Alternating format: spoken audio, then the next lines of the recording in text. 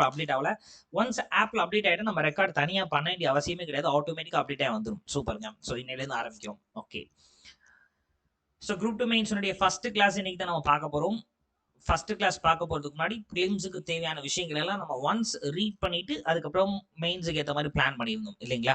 So அப்படி உங்கள் எல்லாருமே 8th ஸ்டாண்டர்டில் first lesson advent of Europeans அப்படிங்கிறதையும், அதே மாதிரி 11th ஸ்டாண்டர்ட்ல 16th லெசன் யூரோப்பியன் இன்வேஷன்ஸ், அதான் அட்வென்ட் ஆஃப் யூரோப்பியன்ஸ் தான். ஸோ அதை ரெண்டுமே ரீட் பண்ணிட்டு வாங்க அப்படின்னு சொல்லியிருந்தேன். இதில் 8th ஸ்டாண்டர்ட் புக்கில் ரொம்பவே சூப்பராக impact of Portuguese in India அப்படின்றது அழகாக கொடுத்துருந்துருப்பாங்க. ஸோ அதை தான் நம்ம டிஸ்கஸ் பண்ணியிருந்தோம். ஸோ நிறைய பேர் சூப்பராக ஆன்சர்ஸ்லாம் பண்ணியிருக்கீங்க. ஸோ இது எதுவுமே நான் சொல்லவே இல்லை, எல்லாமே நீங்கள் சொன்னதை மட்டும்தான் நான் எழுதி வச்சிருக்கேன். அப்படி தானேங்க? ஓகே, எல்லாருமே அவங்கவுங்க கான்ட்ரிபியூஷன்ஸ் அருமையாக இருந்தது. ஸோ கேள்வி என்னன்னா, இந்த impact of Portuguese in India இதை தான் அவங்க எப்படி கேட்குறாங்க அப்படின்னா 15 மார்க்ஸுக்கு கேட்குறாங்க சார். சரிங்களா? 15 மார்க்ஸ். அப்போ 15 மார்க்ஸுக்கு கேட்டாங்க அப்படின்னா நமக்கு நல்லாவே தெரியும் 2.5 பேஜஸ் எழுதணும். சரிங்களா? இதுல குரூப் 2A படிச்சுக்கிட்டு இருந்தோம்னா நமக்கு பிரச்சனையே கிடையாது. ரொம்ப சந்தோஷம். என்ன சார் ரொம்ப சந்தோஷம்? இது எல்லாத்தையுமே தெரிஞ்சுக்கிட்டா போதுங்க, ஆப்ஷன் ஏபிசிடின்றத போட்டு போட்டு போயிடலாம். ஆனா மெயின்ஸுக்கு நமக்கு இப்படி விட்டுற முடியாது. சரிங்களா? ஸோ ஃபர்ஸ்ட் கொஸ்டின் இதை தான் நம்ம டிஸ்கஸ் பண்றோம். Impact of Portuguese in India. Portuguese தான் முதல்ல வந்தாங்க சார். சரிங்களா? இது எப்படி ப்ரெசென்ட் பண்ணணும் அப்படின்றத பார்க்கலாம். அதை பார்ப்பதற்கு முன்பாக என்னென்ன இம்பாக்ட் அப்படின்றத ஹிண்ட் எடுத்துருக்கோம் இல்லையா, அதை பார்க்கலாம். ஸோ இப்போ எஜுகேஷன் அப்படின்றத சொல்றோம். இந்த எஜுகேஷன் அப்படின்றது என்னன்னா போர்ச்சுகீஸ் தான் கொண்டு வந்தாங்களா? எஸ். இந்த மாடர்ன் எஜுகேஷன் அப்படிங்கிறத போர்ச்சுகீஸ் தான் முதல்ல கொண்டு வந்தவங்க. சரிங்களா? ஏன்னா முதல்ல இங்க வந்த யூரோப்பியன்ஸ் அவங்க தான் இங்க வந்து செட்டில்மெண்ட்ஸ் ஏற்படுத்தி பெர்மனண்டாவே இங்க தங்கி நம்மளை இந்த பகுதிகள் எல்லாத்தையுமே ஆட்சி அதிகாரத்தில் கட்டுக்குள் கொண்டு வந்தவர்கள் போர்ச்சுகீசியர்கள். ஸோ அவன் வந்து பார்க்குறான், இனிமே இந்த நாடை நம்ம தான் ஆட்சி பண்ண போறோம், அப்போ இந்த நாட்டுக்கு கல்வின்றதே இல்லை, அந்த நவீன கல்வி கொடுத்துடலாமே அப்படின்னு சொல்லி இந்த மாடர்ன் எஜுகேஷன் அப்படின்றத கொண்டு வராங்க. சரிங்களா? ஓகேங்க. ஸோ நியூ ரிலீஜியன் அப்படின்னு சொல்லியிருக்கோம். ஆக்சுவல் போர்ச்சுகீஸ் வருவதற்கு முன்பாகவே இங்க என்ன இருந்தது அப்படின்னா கிறிஸ்டியானிட்டி அப்படின்றது இருந்தது. நல்லா ஞாபகம் வச்சுக்கிறோம். இந்தியாவில் கிறிஸ்டியானிட்டி எப்போ வந்தது அப்படின்னா 2nd செஞ்சுரியிலே இருந்ததாக நமக்கு வரலாறு சொல்கிறது. அதாவது சென்ட் தாமஸ், குறிப்பா சாந்தோம் அப்படின்னு நமக்கு சென்னையில் இருக்கு இல்லையா, இந்த சென்ட் தாமஸ் அப்படிங்கிறவரின் மூலமாக, இந்த சென்ட் தாமஸ் யாருன்னா இயேசுநாதருடைய சமகாலத்தவர். அவர் தான் முதல்ல இந்தியாவுக்கு வந்து கிறிஸ்துவத்தை பரப்பியவர். சரிங்களா? ஸோ அவருடைய காலகட்டத்திலேயே கிறிஸ்டியானிட்டி இருந்தது. பட் கிறிஸ்டியானிட்டி பெரிய லெவலில் கிடையாது. பெரிய லெவலில் ஒன்றுமே கிடையாது. இந்த போர்ச்சுகீஸ் வந்ததுக்கு அப்புறம் தான் கிறிஸ்டியானிட்டியை பெருசாக பரப்ப ஆரம்பிக்கிறாங்க. ஸோ அதையும் ஒரு பாயிண்ட்டை நம்ம சொல்கிறோம். ஆக்சுவலி இது என்ன கதை அப்படின்னா, இந்த போர்ச்சுகீஸ் இவங்க கிறிஸ்டியானிட்டியை ஃபாலோ பண்ணக்கூடியவங்க, நல்லா ஞாபகம் வச்சுக்கோங்க, 2 பேர் இருக்கிறாங்க முக்கியமானவங்க. இந்தியாவுக்கு யார் யார் வந்தாங்க அப்படின்னா போர்ச்சுகீசியர்கள். இவங்க தான் ஃபர்ஸ்ட் வந்தாங்க. 1498லேயே வந்திருப்பாங்க வாஸ்கோட காமா மூலமாக. சரிங்களா? ரைட்டுங்க. ஸோ அதுக்கப்புறம் பார்த்தீங்கன்னா டச் வருவாங்க. டச் 1602ல டச் வந்திருப்பாங்க. ஸோ அப்புறம் டேனியர்கள் வந்திருப்பாங்க, டேன்ஸ் 1616ல உருவாக்கி 1620ல இங்கே ராபர்ட் கிராப்பி மூலமாக இங்கே வந்து இருந்திருப்பாங்க. ஸோ அதுக்கப்புறம் ஃப்ரெஞ்சு 1664. இவங்க எல்லாத்த பற்றி கொஞ்சம் தான் படிப்போம். கடைசியாக நம்ம படிக்கிறவங்க தான் பிரிட்டிஷ். ஆக்சுவலாக வந்து 2ஆவதா வந்தவன். சரிங்களா? 1600லேயே உருவாக்கி 2ஆவதாக அங்கே வெளிநாட்டவர் இவங்க தான். அப்போ இந்த எல்லா நாடுகளும் இந்தியாவை நோக்கி ஏன் படையெடுத்து வந்தாங்க அப்படின்னா இவங்க எல்லாருடைய நோக்கமே என்ன சார் அப்படின்னா, நல்லா ஞாபகம் வச்சுக்கோங்க, சம்பாதிக்கணும். தமிழ்ல நமக்கு அழகா திரை கடல் ஓடியும் திரவியம் தேடுன்னு சொன்னாங்க இல்லையா, அதே மாதிரி இங்க இந்த போர்ச்சுகீசியர்கள் எல்லாரும் இருக்காங்கல்ல, இவங்கள டச்சுக்காரர்கள், டேனியர்கள், பிரெஞ்சுக்காரர்கள், பிரிட்டிஷ், இவங்க எல்லாருமே எதுக்காக இங்க வந்தாங்கன்னா ட்ரேடுக்காக தான் வந்தாங்க. நல்லா ஞாபகம் வச்சுக்கணும். ட்ரேட், வர்த்தகம். இந்த வர்த்தகம் அப்படின்றதுக்காக தான் இவங்க இங்க வந்தவங்க. பட் இந்த போர்ச்சுகீசியர்கள் தான் என்ன பண்றாங்கன்னா வர்த்தகத்திற்காக மட்டும் வரவில்லை அப்படின்றது நமக்கு தெரியுது. இவங்க என்ன சார், இவங்க முக்கியமான நோக்கம் வர்த்தகம் மட்டுமா? கிடையாதுங்க. இவங்க மிஷனரிகளாகவும் நிறைய பேர் வந்தாங்க. சரிங்களா? நீங்க நல்லா பாத்தீங்கன்னா இந்த போர்ச்சுகீசியர்கள், டச்சுக்காரர்கள், டேனியர்கள், பிரெஞ்சுக்காரர்கள், பிரிட்டிஷ், இவங்க எல்லாருமே கிறிஸ்டியானிட்டியை ஃபாலோ பண்றவங்க. ஆனா இந்தியாவில் கிறிஸ்டியானிட்டி ரொம்ப அடித்தளமிட்டு பரப்பியது யாருன்னா போர்ச்சுகீசியர்கள். ஏன்னா இவங்க வந்த காரணம் ட்ரேடுன்னு இருந்தாலும் கூட செகண்டரி ரீசன் மிஷனரி தான். கிறிஸ்தவத்தை போய் எல்லாம் மக்களுக்கு கொண்டு போய் பரப்பணும் அப்படின்றது தான் வந்தாங்க. ஆனா இந்த டச்சு, டேனியர்கள், பிரெஞ்சுக்காரர்கள், பிரிட்டிஷ் இவங்களுடைய கான்ட்ரிபியூஷன்ஸ் கிறிஸ்டியானிட்டிக்கு எப்படி இருக்கும் அப்படின்னா கொஞ்சமா தான் இருக்கும். ஏன்னா இவங்க நோக்கம் என்ன? நம்ம சம்பாதிக்கணும், ஜெட்டில் ஆகணும். சரிங்களா? ஸோ அதுதான். ஓகே. இப்போ நமக்கு நல்லாவே தெரிஞ்சிருச்சு. அப்ப போர்ச்சுகீஸ் 2 காரணம். ஒண்ணு ட்ரேடு, இன்னொன்னு மிஷனரி. கிறிஸ்தவத்தை பரப்புவதற்காக. அப்போ இந்த போர்ச்சுகீஸ் வந்து இந்தியாவுக்கு வந்து பார்க்குறாங்க. இந்தியாவுக்கு வந்தா குறிப்பா இந்த இன்னைக்கு மெட்ராஸ் பகுதி இருக்குது இல்லையா? அன்னைக்கு இந்த மெட்ராஸ்ன்ற ஊரே கிடையாது. இந்த மெட்ராஸ்ன்ற ஊர் உருவாக்குனதே பிரிட்டிஷ் தான். ஆனா இந்த மெட்ராஸ் அன்னைக்கு வந்து பல்வேறு கிராமங்களா இருந்துச்சு. இன்னைக்கு கூட மெட்ராஸ் ரீஜன். சரிங்க. அப்ப நம்ம சென்னை, இந்த சென்னை பகுதி. போர்ச்சுகீஸ் போய் என்ன நினைச்சு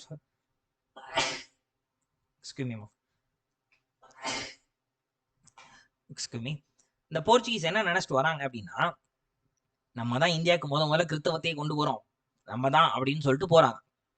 போய் பார்த்தா இந்த மெட்ராஸ் பகுதியிலும் சரி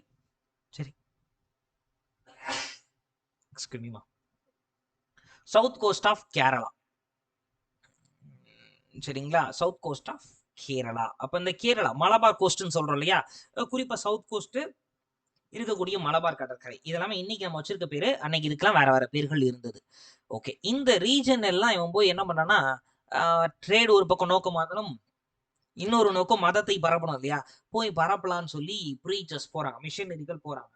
போய் பார்த்தா இந்த இடங்கள் எல்லாத்துலயுமே இவங்க பெரிய ஷாக்கு. உங்களுக்கு என்ன அப்படின்னா, இவங்க என்ன நினைச்சிட்டு வராங்க, நம்ம தான் முதல்ல கிறிஸ்டியானிட்டியை கொண்டு போய் சேர்க்கிறோம் இந்தியாவுக்கு அப்படின்னு நினைச்சிட்டு வராங்க. ஆனா இந்த மெட்ராஸ்ல சவுத் கோஸ்ட் ஆஃப் கேரளா மற்றும் மலபார் கோஸ்ட், அதாவது கேரளா கடற்கரை முழுக்க இங்க ஆல்ரெடி அவன் இது மாதிரி ஒரு கிராஸை வச்சு வழிபட்டுக்கிட்டு இருந்திருக்கான். இது என்னன்னு தெரியும் நினைக்கிறேன். இது ஹோலி கிராஸ். இயேசுநாதர் சிலுவையில தொங்கியிருப்பார் இல்லையா? ஆமா, சிலுவை. அப்ப எங்கெங்கெல்லாம் சிலுவை இருக்கோ அதெல்லாம் சர்ச்சா நம்ம கன்சிடர் பண்ணுவோம்ல, அந்த மாதிரி தான். அப்போ இந்த சிலுவையை வச்சா வழிபட்டுக்கிட்டு இருக்கான். என்னடா நம்ம தான் முதல்ல கிறிஸ்தவத்தை பரப்புறோம் அப்படின்னு பார்த்தா நமக்கு முன்னாடி யாரோ வந்திருக்காங்களே அப்படின்னு அவன் விசாரிக்கிறான். விசாரிக்கிறப்ப தான் உங்களுக்கு என்ன தெரியுது அப்படின்னா, தாமஸ்,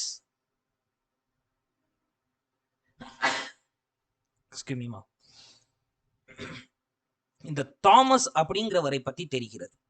they were shocked. ஏன் அவங்க ஷாக் ஆகிறாங்க அப்படின்னா, இந்த தாமஸ் அப்படிங்கிறவர் யாருன்னா, இவரு ஜீசஸனுடைய டிசிபிள். அதாவது இவங்க கிரைஸ்ட், அவர் பேரே ஜீசஸ் கிரைஸ்ட். அந்த கிரைஸ்ட ஃபாலோ பண்றவங்க தான் கிறிஸ்டியானிட்டி. சரிங்களா? இந்த ஜீசஸ் கிரைஸ்டனுடைய டிசிபிள் ஒருத்தர் தான் தாமஸ். அப்போ விச் மீன்ஸ் இயேசுநாதரை மீட் பண்ணி இயேசுநாதருக்கு சரிசமமா வாழ்ந்தவர் அப்படிதான் தாமஸ். அவர் தான் முதல்ல இந்தியாவுக்கு வந்திருக்கிறாரு. வந்து இந்த கிறிஸ்டியானிட்டியை பரப்பி இருக்கிறான்ற இன்ஃபர்மேஷன் போர்ச்சுகீஸ்க்கு இப்பதான் தெரியுது. குறிப்பா இவங்களுக்கு மெட்ராஸ்ல அவங்க போய், உங்களுக்கு இந்த சிலுவையெல்லாம் யார் இன்ட்ரோடியூஸ் பண்ணா, எப்படி தெரியும் அப்படின்னு கேட்குறாங்க. கேட்டு அப்படியே ஒவ்வொரு ஆளா போய் அவன் ரொம்ப ஆர்வத்தில் கேட்குறான். அப்பதான் இவங்களுக்கு தாமஸ் அப்படின்றவரை பத்தி தெரியும். அவரை இங்கதான் இறந்தாரு, இறந்து அவரை புதைச்ச இடம் இருக்குது அப்படின்றத கண்டுபிடிக்கிறாங்க. அப்படி அந்த தாமஸ் இறந்து அந்த கல்லறையின் மீது கட்டப்பட்டதுதான் சாந்தோம். சரிங்களா? இந்த சாந்தோம் அப்படின்றது பட்டினப்பாக்கம் மெரினா பீச் தாண்டோன, இந்த லைட் ஹவுஸ் தாண்டோன வரும். ஒரு சிலருக்கு தெரிஞ்சிருக்கும் சென்னையில இருக்கவங்களுக்கு. அப்ப சாந்தோம் தேவாலயம் அப்படின்னு சொல்றோம். இது யார் கட்டி கொடுத்ததுன்னா போர்ச்சுகீஸ் தான் கட்டுறாங்க. உலகத்திலேயே இந்த மாதிரி இயேசுநாதருடைய சீடர்கள் இறந்து அவங்க கல்லறையின் மீது கட்டப்பட்ட கோவில்கள்ல இந்து கோயிலும் ஒண்ணு. சரிங்களா? எஸ், இதை கண்டுபிடிக்கிறாங்க. ஸோ இப்பவே நமக்கு ஒரு விஷயம் நல்லாவே தெரிஞ்சிருக்கும். நம்ம சொன்ன டேட்டால அப்போ நியூ ரிலீஜியன் அப்படின்னு நம்ம சஸ்பெக்ட் பண்ணிட்டு வரான். வந்து அவன் நியூ ரிலீஜியனை மட்டும் கிடையாது, அது பழைய ரிலீஜியனா தான் இருந்திருக்கு. பட் எப்படி நம்ம தமிழ் ரெனேசன்ஸ் அப்படின்னு படிக்கிறோமோ, கிறிஸ்டியானிட்டி திரும்ப ரெனேசன்ஸ் பண்ணி பெரிய லெவலில் கொண்டு போய் சேர்க்கிறாங்க சார். சரிங்களா? பெரிய லெவலில் அவங்க கொண்டு போய் சேர்க்கிறார்கள். அப்போ impact of Portuguese in India அப்படின்னா நியூ ரிலீஜியன் அப்படின்றத சொல்லாம கிறிஸ்டியானிட்டியா ஸ்ப்ரெட் பண்ணாங்க, மிஷனரி அப்படின்றத நம்ம சொல்றோம். ஓகேங்க. சதி அபாலிஷன். இந்த சதி அபாலிஷன் அப்படின்றத எடுத்துக்கிட்டோம்னா இது ஃபர்ஸ்ட் போர்ச்சுகீஸ் தான் கொண்டு வந்தாங்க. சரிங்களா? ஆமா, ஃபர்ஸ்ட் போர்ச்சுகீஸ். அதாவது அல்போன்சோ அல்புகர்க் அப்படின்னு ஒருத்தர் இருக்கிறார். அவர் தான் முதல்ல இந்த சதி அப்படின்றத கொண்டு வந்தாரு. ஐ மீன் அழிச்சாரு. எங்கன்னா கோவால மட்டும். ஏன்னா இந்த போர்ச்சுகீசியர்கள் 1510 கோவாவை வாங்குறாங்க. வாங்கி 1530களில் அதான் தலைநகர் ஆக்கிடுவாங்க. இந்த கோவாவில் மட்டும்தான் இவங்க போர்ச்சுகீஸ் கட்டுப்பாட்டில் இருக்கு. மற்றெல்லாம் முகலாய சாம்ராஜ்யம் கீழே பாமினி இவங்கெல்லாம் இருக்கிறாங்க. அப்போ இவங்க கட்டுப்பாட்டில் இருக்குது. ஆனா இந்த கோவா முழுக்க முழுக்க போர்ச்சுகீஸ் வாங்கி வச்சிருக்கிறதுனால கோவா போர்ச்சுகீஸ் கட்டுப்பாட்டுல இருக்கு. அதனாலதான் என்ன பண்ணிட்டாங்கன்னா கோவால மட்டும் இந்த சதின்ற பழக்கத்தை கொண்டு வந்துடுற வேணாம் அப்படின்னு முடிவு பண்ணிடுறாங்க. எதுக்காக அப்படின்னா இந்திய பெண்களை திருமணம் செய்யணும். ஏன் இந்திய பெண்களை போர்ச்சுகீஸ் ஆண்கள் திருமணம் பண்ணணும்? அப்பதான் இங்கேயே செட்டில் ஆயிடலாம். மாப்பிள்ளை வீட்டுக்காரங்க ஜாலியா செட்டில் ஆயிடலாம்ல. என்னன்னு புரியுதுங்களா உங்களுக்கு? எஸ். ஸோ அதனாலதான் அவங்க இந்திய பெண்களை திருமணம் செய்யணும் அப்படின்ற ஒரு மனநிலைக்கு வந்துடுறாங்க. ஸோ அப்படி இந்திய பெண்களை திருமணம் செய்யறாங்க. அப்போ இந்திய பெண்கள் அந்த பக்கம் ஆண்கள் யாருன்னா போர்ச்சுகீசி ஆண்கள். இப்ப இவங்க 2 பேருக்கும் திருமணம் நடக்குது. அப்ப இனத்தால் பார்த்தா அவன் ஏசியன், அவன் யூரோப்பியன். அப்ப 2 பேருமே வேற வேற ஜீனை சார்ந்தவர்கள். இவங்க 2 பேரும் திருமணம் பண்ணி இவங்களுக்கு பிறக்கக்கூடிய குழந்தைகள் தான் யுரேஷியன். அப்ப இப்படி ஒரு இனமே கிடையாது. யூரோப்பியன் இருக்காங்க, ஏசியன் இருக்காங்க. இப்பதான் யூரோப்பியனும் ஏசியனும் சேர்ந்து புதுதாக யுரேஷியன் அப்படின்ற குரூப் உருவாக்குறாங்க. சரிங்களா? ஓகேங்க. அப்ப ஃபேக்டரி, பிரிசன் இதெல்லாமே அவன் தான் கட்ட ஆரம்பிக்கிறான். ஆமா, பெரிய லெவல்ல ஸ்பைசஸ் ட்ரேட் அதற்காக தான் வந்ததே இல்லைங்களா? ஸ்பைசஸ் ட்ரேடுக்காக தான் வந்ததே. ஸோ கன் பவுடர் தான் இன்ட்ரோடியூஸ் பண்ணியிருக்கிறான். சரிங்களா? டொபாக்கோ அப்படின்றத இவங்க தான் புகையிலை அப்படின்றத இங்க வந்து இன்ட்ரோடியூஸ் பண்றாங்க. ஏன்னா இங்க பெருமளவு விவசாய பூமி இருக்கு. போர்ச்சுகீஸ்ல அப்படி விவசாயத்துக்கு ஏற்ற கால சூழ்நிலைலாம் பெருசா கிடையாது. விவசாயம் பண்றாங்க. நம்ம இந்தியா மாதிரி பெரிய லெவல்ல கிடையாது போர்ச்சுகீஸ்ல. அப்ப அதனாலதான் என்ன பண்றான்னா அவன் யோசிச்சு பாக்குறான். நமக்கு விவசாய நிலமே கொஞ்சம் தான் இருக்கு. அப்ப நம்ம சாப்பாடுக்கு தான் ப்ரிஃபரன்ஸ் கொடுக்கணும். டொபாக்கோக்கெல்லாம் கொடுக்க முடியாது. ஏன்னா tobacco it is not a food crop. அப்படிதானங்க? இது வந்து கேஷ் கிராப் அப்படின்னு சொல்லுவோம். பணப்பயிர். அப்ப காசுக்காக நிலத்துல நம்ம இந்த டொபாக்கோவெல்லாம் போட முடியாது அப்படின்னு முடிவு பண்ணிடுறாங்க. சரிங்களா? ரைட். ஸோ இப்போ என்ன ஆகுது சார் அப்படின்னா இந்த டொபாக்கோ இங்க இன்ட்ரோடியூஸ் பண்றது இவங்க தான். ஏன்னா இந்தியாவில் எக்கச்சக்கமான விளைநிலங்கள் இருக்குது. அப்போ டொபாக்கோ அப்படின்றத நம்ம பயிரிட்டோம்னா நம்ம காசு கிடைக்கும். காசுக்காக பயிரிடுவோம்னு சொல்லி இன்ட்ரோடியூஸ் பண்றாங்க. சரிங்களா? சூப்பருங்க. ஸோ கர்த்தாஸ் அப்படின்றது நமக்கு தெரியும் நினைக்கிறேன். இது என்னன்னா மாமூல். அதாவது கடல் கொள்ளையர்கள்ட்ட உங்களை காப்பாற்றணும் அப்படின்னா நீங்க எனக்கு இதை கட்டணும் அப்படின்னு சொல்லி மாமூல் வசூலிக்கிறாங்க போர்ச்சுகீசியர்கள். சரிங்களா? எஸ். பிரஸ். சரி, இதுவும் ரொம்ப ரொம்ப முக்கியமானது. Introduction of printing press. So இப்போ போர்ச்சுகீசியர்கள் தான் முதல்ல இந்தியாவிற்கு பிரிண்டிங் ப்ரெஸ்ஸை அறிமுகப்படுத்துறாங்க சார். குறிப்பா நமக்கு பிரிண்டிங் ப்ரெஸ் பொறுத்த வரைக்கும் 1578ல தம்பிரான் வணக்கம் அப்படின்ற ஒரு புத்தகம் வெளிவருகிறது. நல்லா ஞாபகம் வச்சுக்கோங்க. இந்திய மொழிகள்லயே முதல்ல வெளிவந்த புத்தகம் இதுதான். தமிழ் மொழியில வந்த புத்தகம் அது. அது நமக்கு ரொம்ப ரொம்ப பெருமை. சரிங்களா? தம்பிரான் வணக்கம் 1578ல வெளியிடப்படக்கூடிய முதல் தமிழ் புத்தகம். இந்தியாவிலே அச்சடித்து இந்தியாவிலே வெளியிடப்படக்கூடிய முதல் புத்தகம். கோவாவில் வச்சு இதை பிரிண்ட் பண்ணி வெளியிடுகிறார்கள் சார். அப்ப இதுக்கு காரணமும் போர்ச்சுகீசியர்கள் தான். சரிங்களா? இதோடயா நிறுத்தினாங்க? கிடையாது. ஸோ இந்த தம்பிரான் வணக்கம் புக்கு வெளிவரதுக்கு ரொம்ப ரொம்ப காரணம் ஒரு ஃபாதர். சரிங்களா? யாருங்க அவரு? ஃபாதர் ஹென்ரிக்விஸ். சரிங்களா? ஃபாதர் ஹென்ரிகேஸ் அப்படின்றவர் தான். ஸோ அதனாலதான் அந்த ஃபாதர் ஹென்ரிகேஸை தமிழ் அச்சுப்பிரதியின் தந்தை அப்படின்னு சொல்றாங்க. அதாவது இங்கிலீஷ் பண்ணி தான் நிறைய பேர் இருக்கீங்க. அதனால தமிழ்ல சொல்றேன், ஆங்கிலத்தில் எழுதுறேன். தமிழ் அச்சுப்பிரதியின் தந்தை, அதாவது father of Tamil printing press அப்படின்னு சொல்றாங்க. ஏன் இவரை father of Tamil printing press அப்படின்னு சொல்றாங்க சார் அப்படின்னா, நல்லா ஞாபகம் வச்சுக்கோங்க. Father of Tamil printing press அவர் சொல்வதற்கான காரணம், இவர் தான் முதல்ல தமிழ் மொழியை பிரிண்ட் பண்ணி அழகு பார்த்தவர். சரிங்களா? தம்பிரான் வணக்கம் வெளியிடுவதற்கு காரணம் இந்த ஃபாதர் ஹென்ரிக்விஸ் தான். ஸோ அதனாலதான் அப்படி சொல்றாங்க சார். சரிங்களா? ஸோ பிரிண்டிங் பிரஸ் இங்கே கொண்டு வந்து இன்ட்ரோடியூஸ் பண்ணது அவங்க தான். நமக்கு தெரிஞ்சிருச்சு.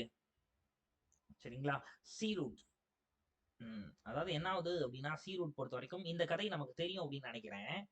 அதாவது 1458வது வருஷம், சாரி 53வது வருஷம். சரிங்களா? கான்ஸ்டன்டினோபிள் அப்படின்றவர் என்ன பண்றாருன்னா துருக்கியை கைப்பற்றி லேண்ட் வெளியே நடக்கக்கூடிய வர்த்தகத்தை ஸ்டாப் பண்ணிடுறார். இப்போ என்ன ஆகுது அப்படின்னா, யூரோப்ல வந்து பெப்பருக்கு மிகப்பெரிய மார்க்கெட் இருக்கு. நம்ம சங்க காலத்துல இருந்தே படிச்சுக்கிட்டு இருக்கோம். அவனுக்கு பெப்பர் ரொம்ப ரொம்ப முக்கியம். இந்த பெப்பரும் ஸ்பைசஸ் வாசனை பொருட்களும் ரொம்ப ரொம்ப ரொம்ப ரொம்ப ரொம்ப முக்கியம். சரிங்களா? அப்ப அவன் என்ன பண்றான்னா, இதுக்கு டிமாண்ட் இருந்துகிட்டே இருக்கு. இது எங்க கிடைக்குதுன்னா இந்தியால கிடைக்குது. ஆனா இந்தியாவுக்கு போற வழிய இந்த துருக்கி கைப்பற்றிய கான்ஸ்டன்டினோபிள் தடை போட்டுட்டார். அதுலயே போகக்கூடாது, வர்த்தகம் பண்ணக்கூடாது. என்னடா பண்றதுன்னு யோசிச்சுக்கிட்டே இருக்காங்க. ஸோ அப்படி ரொம்பவே கஷ்டப்பட்டு தான் இவங்க என்ன பண்ணியிருக்காங்கன்னா 1498ல அப்படியே ஆப்பிரிக்கா போய் சுத்தி வந்து நம்மள்ட்ட ட்ரேடு பண்ணியிருக்கிறாங்க சார். சரிங்களா? ஸோ இப்போ முதல்ல போர்ச்சுகீஸ் தான் வராங்க இங்க. கிளியரா இருக்குமா? அப்ப இந்தியாவுக்கு இந்த லேண்ட் ரூட்ட தடை பண்ணதுக்கு அப்புறம் ட்ரேடே நடக்காம இருந்துச்சு. யோசிச்சு பாருங்க. இந்தியால இப்போ நான் ஒரு பெப்பர் ட்ரேடர்ன்னு வச்சுக்கோமே. அப்ப எனக்கு எங்க தோட்டத்துல வரக்கூடிய மிளகு, வாசனை பொருட்கள் எல்லாத்தையுமே நான் வெளிநாடுகாரன் வித்துக்கிட்டே இருக்கேன். திடீர்னு பார்த்தீங்கன்னா, வெளிநாடுகாரன் வர வழிய அடைச்சுப்புட்டாங்க. வெளிநாடுகாரன்ட்ட விக்கவே முடியல. இப்ப என் தோட்டத்துல நான் விளையிற பெப்பர் எல்லாத்தையும் என்னால விக்கவே முடியாது. நான் பெப்பர் சாகுபடி அதாவது இந்த வாசனை பொருட்கள், ஸ்பைசஸ் எல்லாம் ஏன் சாகுபடி பண்ணி வச்சிருக்கேன்? வெளிநாட்டுக்காரன்ட்ட நல்ல ரேட்டுக்கு வித்துறலாம் அப்படின்னு. கடைசியில பார்த்தீங்கன்னா, வெளிநாட்டுக்காரன் வாங்கவே இல்ல. நம்ம ஊருக்காரன் காசு நெறைய குடுத்து வாங்குவானா? இல்ல. ஏன்னா நமக்கு லோக்கல்லே கிடைக்குது. அப்ப வேற வழியே இல்லாம எனக்கு லாபமே இல்ல. ஏதோ போட்டோம், வந்தோம் அப்படின்ற மாரி நம்ம ஊர்க்காரங்களே வித்துக்கிட்டு இருக்கோம். இந்த 1498ல இவங்க வந்தோனே, இந்த பாகுபலி படத்துல சொல்ற மாரி, "பாகுபலி வருவான், தேவசேனையை மீட்பான்ற" மாதிரி, இங்க என்ன ஆயிருச்சு நம்ம எல்லாத்துக்குமே அப்படின்னா, ஒரு கிட்டத்தட்ட பாருங்க ஒரு 50 ஆண்டுகள் 45 வருஷம் கழிச்சு, போர்ச்சுகீஸ்ல வாஸ்கோ ட காமா வந்து இறங்குறாரா? அப்பாடி ஒருத்தன் ரூட்ட கண்டுபிடிச்சுட்டான். இனிமே நம்ம சூப்பரா வித்துடலாம் வெளிநாட்டுக்காரங்களுக்கு அப்படின்னு எக்கச்சக்கமா அவனுக்கு விக்கிறோம். இப்ப போர்ச்சுகீஸினுடைய மனநிலை யோசிச்சு பாருங்க. 45 வருஷம் கழிச்சு யூரோப்பியன் மார்க்கெட் ஐரோப்பிய சந்தைகளுக்குள்ள பெப்பர உள்ள கொண்டு போறான் நம்ம ஆளு. அப்ப போனா 50 வருஷம் கிட்டத்தட்ட 50 வருஷம் கழிச்சு ஸ்பைசஸ் வருதுடா அப்படின்னா அதுக்கு டிமாண்ட் எவ்வளவு இருக்கும்? கிட்டத்தட்ட எப்படி சொல்றாங்க அப்படின்னா, இங்க வாஸ்கோ ட காமா ஃபர்ஸ்ட் வந்து எடுத்துட்டு போன பொருட்கள் எல்லாத்தையுமே 60 மடங்கு. புரியுற மாரி சொல்லணும்னா, ஆ ரூ. 1000 குடுத்து ரூ. 1000 குடுத்து இந்தியால வாங்கிட்டு போயி ரூ. 60,000க்கு வித்திருக்காங்க சார். ஸோ புரியுற மாரி சொல்றேன். 60 மடங்கு லாபத்துல வித்திருக்காங்க சார். யாரு விட்டு குடுப்பா? இல்லையா? நமக்கு ரூ. 1000 வாங்கி ரூ. 1000 வித்தாலே பெரிய விஷயம். 100% ப்ராஃபிட். இது 60 மடங்கு அப்படின்னா பாருங்க எவ்வளவு ப்ராஃபிட் இருந்திருக்கணும். 60% கிடையாதுங்க. 60 டைம்ஸ் 60 மடங்கு.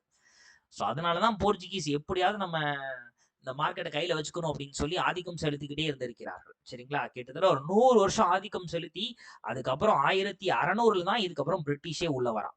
ஸோ கிளியர் ஆக்குறோமா? அப்ப அந்த 100 வருஷத்துல தான் போர்ச்சுகீஸ் என்ன பண்ணிட்டாங்க? தனிக்காட்டு ராஜா. யோசிச்சு பாருங்க. இந்தியாவில் இருக்கக்கூடிய ட்ரேடர்ஸ் இவங்க எல்லாருமே என்ட்ட மட்டும் தான் பொருளை வாங்கி வித்தாகணும். நான் மட்டும் தான் வாங்குவேன்.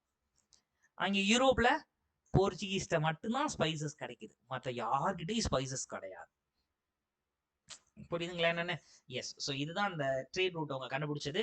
ஸோ இவங்க ட்ரேட் ரூட் கண்டுபிடிச்சதுனால, இங்க என்ன ஆயிருச்சு அப்படின்னா, ஒரு சி ரூட் கண்டுபிடிச்சதுனால, நம்ம எக்கானமிக்கும் ஒரு ஹெல்ப்ஃபுல்லா போயிருச்சு. அப்ப இங்க இருக்கவங்களும், அப்பாடி! இனிமே நல்ல விலைக்கு வித்துடலாம் அப்படின்னு சொல்லி, எக்கானமிக்கலாவும் நமக்கு ஒரு லாபம் வந்துருச்சு. சரிங்களா? ஸோ இவங்க வந்ததுக்கப்புறம் புதுசு புதுசா லாங்குவேஜஸ் ஏன்னா அவங்களும் தமிழ் மொழிய கத்துக்கிறாங்க, சமஸ்கிருதத்த கத்துக்கிறாங்க. அதே மாரி நாமளும் அவங்களுடைய மொழிகள் ஒரு சிலவற்றை கற்றுக்கொள்கிறோம். சரிங்களா? இந்திய சந்தை ஒட்டுமொத்த உலகம் ஃபுல்லா கொண்டு போய் சேர்றதுக்கு போர்ச்சுகீஸ். ஏன்னா அவன் நம்ம மார்க்கெட்டிங் நம்ம பண்ணவே இல்ல. இந்தியால கிடைக்குதுன்னு அவன் வந்து வாங்குறான். நம்மள்ட்ட வாங்கிட்டு போய் யூரோப்பிய சந்தையில என்ன பண்ணிடுறான் அவன்? ஏய் இந்தியாவிலிருந்து வந்த ஸ்பைசஸ் அப்படி இருக்கும், இப்படி இருக்கும்னு நம்மள மார்க்கெட்டிங் பண்ணி ஒட்டுமொத்த உலக சந்தையில் நமக்கான ஒரு ட்ரேடு கொண்டு வந்தது அவன் தான். சார் அப்ப இவங்களுக்கு முன்னாடி நமக்கு இந்தியன் மார்க்கெட்ல பெருசா இல்லையா அப்படின்னு நம்ம கேட்கலாம். சார் சங்க காலத்துல இருந்தே இந்த பெப்பர் ட்ரேட் நடந்துகிட்டே இருக்கு. நம்ம பிளினி பத்திலாம் படிச்சிருப்போம். அப்படிதானங்க? பிளினி இந்த எல்டர் சொன்னதெல்லாம். ஆமா. அப்ப சங்க காலத்துல இருந்தே இந்த ட்ரேட்ன்றது பெரிய லெவல்ல நமக்கு நடந்துகிட்டு தான் இருந்தது. கிளியரா ஆக்குறோமா? ஸோ அப்ப இம்பாக்ட் ஆஃப் போர்ச்சுகீஸ்னா அதுக்கு பின்னாடி இருக்கக்கூடிய ஒரு சில விஷயங்களையும் நம்ம படிச்சுட்டு தானமா? ஓகேங்க.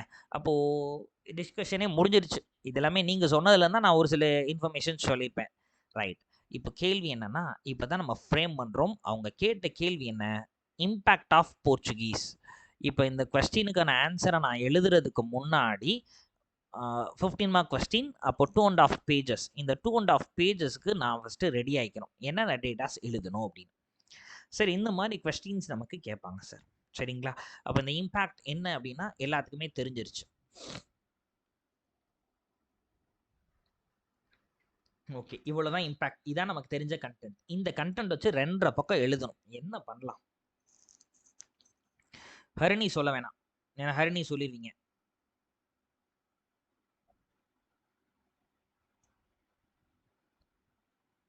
மத்தெல்லாம் ஒரு சிலர் என்ன நினைப்போம் அப்படின்னா, சார் இப்போ ஜென்ரலா கிளாஸ் பார்க்கும்போது அதான் யோசிச்சிருப்பீங்க எல்லாமே. போர்ச்சுகீஸ்னு ஒரு டைட்டில போட்டு இது எல்லாத்தையுமே ஒவ்வொரு டைட்டிலா போட்டு போட்டு எழுதிடலாமே. ஒரு அப்போ 10 டைட்டிலுக்கு மேல வந்துருமே அப்படின்றோம்.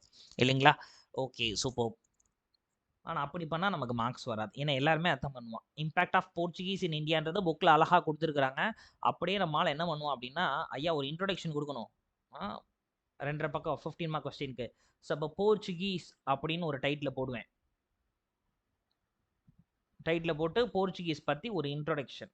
ஒரு 3 லைன் குடுத்துட்டு, இம்பாக்ட் ஆஃப் போர்ச்சுகீஸ் அப்படின்னு போட்டு, நீங்க இப்ப சொன்ன மாரி, அப்ப இம்பாக்ட் ஃபர்ஸ்ட் போட்டு சதி. சரிங்களா? நான் எழுதுறது புரியுதா? ரொம்ப சின்னதா எழுதிறனோ? அப்படி இருங்க கொஞ்சம் பெருசா எழுதுறேன். ஜூம் பண்ணி. நம்ம ஆப்குள்ள போயிட்டோம் நாளைக்கு அப்படின்னா கரெக்டா இருக்கும். சரிங்களா? சரி இன்னைக்கு ஃபர்ஸ்ட் டே மட்டும் எப்படி? அப்போ இம்பாக்ட் அப்படின்னு எழுதி, ஃபர்ஸ்ட் இம்பாக்ட் சதி அப்படின்னு ஒரு டைட்டில போட்டு, இதுக்கு கீழ ஒரு பாயிண்ட்ட போட்டு, இல்ல ஏ அப்படின்னு போட்டு, அப்ப சதி கோவால சதி அபாலிஷ் பண்ணாங்க. இத அபாலிஷ் பண்ணவர் அல்ஃபோன்சோ அல்புகுர்க்கு.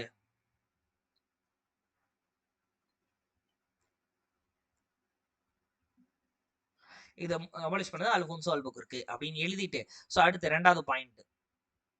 சரிங்களா? அந்த அலைன் மட்டும் மிஸ் பண்ணிடக்கூடாது. ஓகே. சி ரூட்ட கண்டுபிடிச்சாங்க. அப்ப சி ரூட்ட கண்டுபிடிச்சாங்க அப்படின்றப்ப என்ன ஆகுது? அப்படியே 1453ல கான்ஸ்டன்டினோப்பிள் துருக்கியை கைப்பற்றிட்டாரு. அவர் கைப்பற்றி லேண்ட் ரூட் பிளாக் ஆயிருச்சு. அப்படி லேண்ட் ரூட் பிளாக் ஆனப்ப 1498ல வாஸ்கோட காமா வந்துதான் சி ரூட் கொண்டு வந்தாரு அப்படின்னு சொல்லிட்டு அடுத்து அந்த அலை மட்டும் மிஸ் பண்ணிடக்கூடாது. சரிங்களா? ஓகே. அடுத்து ட்ரேடு அப்படின்னு போட்டு இவங்க வந்ததுனால தான் ட்ரேடே பயங்கரமா போச்சு. அது மானை தேனை பொன் மானை அப்படின்னு எழுதுவோம். சரிங்களா? சரி இப்படிதான் எல்லாருமே எழுதுவாங்க சார். எல்லாருமே இப்படிதான் எழுதுவோம். போர்ச்சுகீஸ் இன்ட்ரோடக்ஷன் இம்பாக்ட் அப்படின்னு போட்டு இது எல்லாமே இப்படி வரிசையா நம்ம இப்ப பேசணும் இல்லையா? இது எல்லாத்தையுமே மொத்தமா ஒவ்வொரு டாபிக்கா போட்டு இப்படி எழுதுவாங்க. சரிங்களா? எஸ் எழுதிடலாம் அப்படியே நாமளும் இம்பாக்ட் அப்படின்னு. ஓகேங்க. ஆனா இப்படி எழுதுனா எல்லா பேப்பரும் ஒரே மாதிரி இப்படிதான் எழுதி வச்சிருப்பாங்க. நமக்கு பெருசா மார்க்ஸ் வராது. அப்ப எல்லாரோட டிஃபரெண்டா நம்ம இருக்கணும் அப்படின்னா அதுக்கு தான் சின்னதா ஒரு ட்ரிக் இருக்கு. என்ன அப்படின்னா ஒரு கொஸ்டினை பார்த்தோன்னே வித்தின் 10 செகண்ட்ஸ் அந்த கொஸ்டின்ல நம்ம என்னென்ன எழுதணும் அப்படின்னு சொல்லிட்டு நம்ம மைண்ட்லயே ரெடி ஆயிக்கணும். இப்போ இந்த கொஸ்டின் எப்படி சார் எழுதுறது? நான் யோசிச்சுட்டேன். அவங்க இம்பாக்ட் மட்டும் தான் 15 மார்க் கேட்டிருக்காங்க. ஸோ அப்போ ஒரு இன்ட்ரோ போர்ச்சுகீஸ் அப்படின்னு சொல்லிட்டு ஒரு இன்ட்ரோ 3 பாயிண்ட் போட்டு எழுதிடுவேன். அடுத்து இம்பாக்ட் மட்டும் தான் கேட்டிருக்கிறாங்க. இந்த இம்பாக்ட் அப்படின்றத நம்ம என்ன பண்ணலாம்னு யோசிக்கிறோம். நல்லா பாருங்க. இப்ப நான் உங்களுக்கு எழுதுனேன் இல்லையா? இப்படிதான் எல்லாருமே எழுதுவாங்க. இந்த பிரசன்டேஷனை பேஸ் பண்ணி இப்படி நீங்க எழுதிங்கனாலும் தப்பே கிடையாது. கரெக்ட் தான். 15 மார்க் உங்களுக்கு 7 மார்க் அப்படின்றது அதிகம் 6 மார்க் போடலாம். இப்படி எழுதுனீங்க அப்படின்னா. சரிங்களா? ஆனா எனக்கு 6 மார்க்லாம் பத்தாது. நான் 15க்கு மேக்ஸிமம் 8.5 மார்க் 9 மார்க் வரை கொடுப்பாங்க. சூப்பரா இருந்தா. எனக்கு அதைத்தான் நான் எய்ம் பண்றேன் எல்லா கொஸ்டின்லயுமே. ஸோ நான் என்ன பண்ணணும்? இம்பாக்ட் அப்படின்னு கேட்டிருக்காங்க இல்லையா? ஸோ அப்படியே நமக்கு என்னென்ன இம்பாக்ட் தெரியும் அப்படின்றத பார்க்குறோம். இது எல்லாமே நமக்கு மைண்ட்ல இருக்கும். பாருங்க 10 செகண்டுக்குள்ள நமக்கு எப்படி எழுதணும் அப்படின்னு புரிஞ்சிடும். அப்ப இம்பாக்ட் அப்படின்றத பார்த்தோம் நீங்க போர்ச்சுகீஸ் போட்டு ஒரு 3 பாயிண்ட் எழுதுவோம். எழுதிட்டு அடுத்து இம்பாக்ட் அப்படின்னு அவங்க கொடுத்துட்டாங்க. அப்போ இம்பாக்ட் தான் கேட்டிருக்காங்க. இம்பாக்ட்ஸ் அப்படின்னு கொடுத்து இந்த இம்பாக்ட் ஒரு மைண்ட் மேப் போடுவோம் அப்படின்னு முடிவு பண்ணிடணும். சரிங்களா? எப்படி சார் மைண்ட் மேப் போடலாம்? இம்பாக்ட்னு போட்டு இத்தனை 20 போட முடியாது. அதனால இம்பாக்ட் அப்படின்னு போட்டு பொலிட்டிக்கலா என்னென்ன இம்பாக்ட் வந்துச்சு. சரிங்களா? சோசியல் சொசைட்டில என்ன இம்பாக்ட் வந்துச்சு. சரிங்களா? எக்கனாமிக்கலா என்ன இம்பாக்ட் வந்துச்சு. சரிங்களா? அதர் இம்பாக்ட் முடிஞ்சு. நான் வேற எதுவுமே கஷ்டமே படல. டைட்டில் மட்டும் மாத்துறேன். அப்ப இம்பாக்ட் அப்படின்னு போட்டு ஒரு மைண்ட் மேப் மாதிரி போட்டு பொலிட்டிக்கலா என்னது, சோசியலா என்னது, எக்கனாமிக்கலா என்னது, அதர் இம்பாக்ட் சிம்பிளா முடிச்சிட்டேன். இப்போ யோசிக்கிறேன் பொலிட்டிக்கல் இம்பாக்ட் அப்படின்னு அடுத்த டைட்டில் போடுவோம். இப்ப எழுதி காட்டுவோம் அதே மாதிரி சொன்ன மெத்தட். ஐயோ S2C மெத்தட் போடக்கூடாதுல. நம்ம எப்படி எழுதலாம் அப்படின்றத ஊதா கலர்ல எழுதுவோம். ஓகே டார்க் கலர்ல எழுதுறேன். சப்போ இந்த 15 மார்க்ஸை இப்படி நீங்க எழுதி பார்க்க போறீங்க. Portuguese 1 2 3 3 point intro. அப்ப போர்ச்சுகீஸ் இதுல என்ன எழுதுங்க? இவன் தான் ஃபர்ஸ்ட் இந்தியாவுக்கு வந்தவங்க. சரிங்களா? ஆமா 1498ல வாஸ்கோட காமா தான் முதல்ல வந்தாரு. இந்த டேட்டாஸ். ஓகே. இவங்க தான் இங்க ஃபர்ஸ்ட் இந்தியால செட்டில் ஆனவங்க. இல்ல இந்தியால ரூல் பண்ணணும் அப்படின்னு சொல்லி ஃபர்ஸ்ட் செட்டில்மெண்ட்ட உருவாக்கியவங்க. இந்த மாரி பேசிக்கான கன்டென்ட்டோட சேர்த்து எழுதிரும் போர்ச்சுகீஸ். ஓகேயா? எஸ். சொல்லுங்களா? நல்லா பாருங்க. இது நம்ம எழுதணும் உங்களுக்கு தெரியுதா ஸ்கிரீன்ல? ஷூர் தானே? ரொம்ப சின்னதா எழுதலைல? ஓகே. அப்ப போர்ச்சுகீஸ் முடிஞ்சிருச்சு. ஓகே. ரைட். அடுத்தது. இப்பதான் இம்பாக்ட் ஆஃப் போர்ச்சுகீஸ். அதான் அவங்க கேட்ட கொஸ்டின். நான் டைரக்டா கொஸ்டின் பண்ணேன். Impact of Portuguese. ஓகேயா? அப்போ இம்பாக்ட் அப்படின்னு போட்டு சிம்பிள் கொஞ்சம் டிஃப்ரெண்டா காட்டுறேன் அதுக்காக. பொலிட்டிக்கல், சரிங்களா? Social, economical, other impacts. சிம்பிளா 4 டைட்டில் முடிஞ்சு. சரிங்களா? ரைட்டுங்க. முடிச்சுட்டு இப்ப நான் 1 by 1 எழுத போறேன். First political impacts. Political impacts.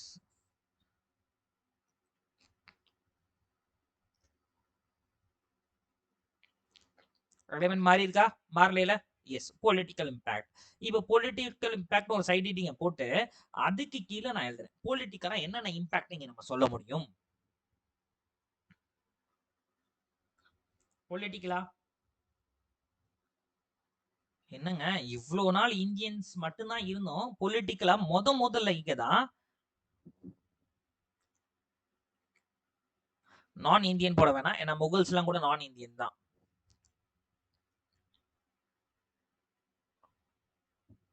European settlements. Title பாத்தீங்களா என்ன போட்டோன்னு? First title. அப்போ ஃபர்ஸ்ட் எடுத்தோன்னே யூரோப்பியன் செட்டில்மெண்ட்ஸ் பொலிட்டிக்கல் இம்பாக்ட்ல. சரிங்களா? ஸோ போட்டு பாருங்க, இது சைட் ஹெட்டிங்ல பாயிண்ட் போட்டிருக்கேன். இப்போ நான் எழுதுறேன். அப்போ இவங்க தான் ஃபர்ஸ்ட் யூரோப்பியன் இங்க செட்டில் ஆனாங்க. சரிங்களா? 1510ல கோவாவை கைப்பற்றினாங்க. சரிங்களா?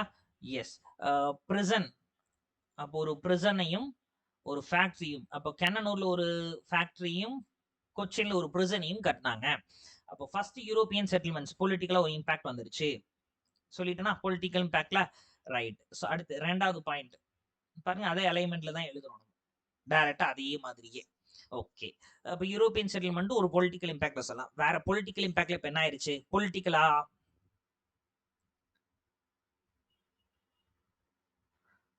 பொலிட்டிக்கல் என்ன இருந்துச்சு? ரேஷியல் டிஸ்கிரிமினேஷன் வந்திருக்கும். வந்திருக்கா?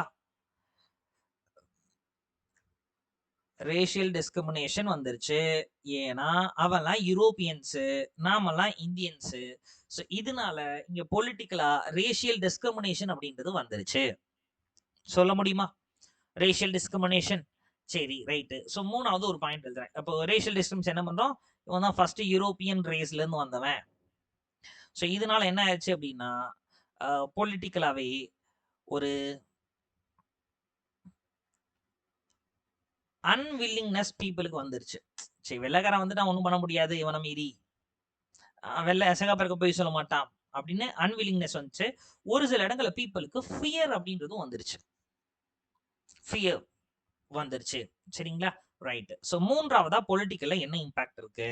பொலிட்டிக்கல் இம்பாக்ட்ல 3வது விஷயம் பாருங்க, இது எல்லாமே படிச்ச விஷயம் தான். நம்ம பிரசன்டேஷன் அப்படின்றத மாத்தணும், நமக்கு புரியுற மாதிரி, எக்ஸாமுக்கு தேவைப்படுற மாதிரி. பொலிட்டிக்கலா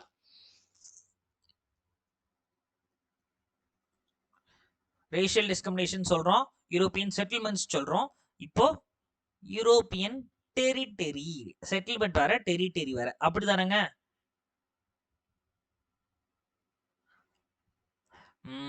போட்டு புதுசா அவங்க என்ன பண்ணிட்டாங்க அப்படின்னா, முதல்ல ஒருத்தரை புதுசா உள்ள இன்ட்ரோ பண்றாங்க, உள்ள கொண்டு வராங்க. யார் அவரு? First Francisco de அல்மீடியா.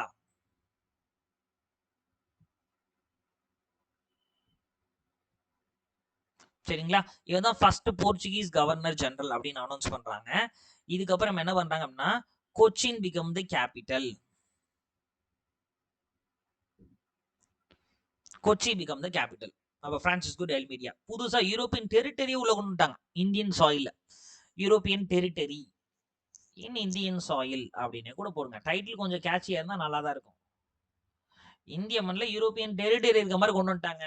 பிரான்சிஸ்கோ அல்மேடியா தான் first Portuguese governor general appoint பண்ண போறாரு. கொச்சி அவங்களுடைய ஆரம்ப கால தலைநகராக இருந்தது. சரிங்களா? Okay right. அப்போ இதுக்குள்ள பிரான்சிஸ்கோ அல்மேடியா பத்தி நான் சொல்லிட்டேன். யூரோப்பியன் டெரிட்டரி இன் இந்தியால. அடுத்து பாத்தீங்க அப்படின்னா இதே இதுல அல்போன்சோ அல்பகோர்க் அப்படின்றவரை பத்தி நான் சொல்ல போறேன்.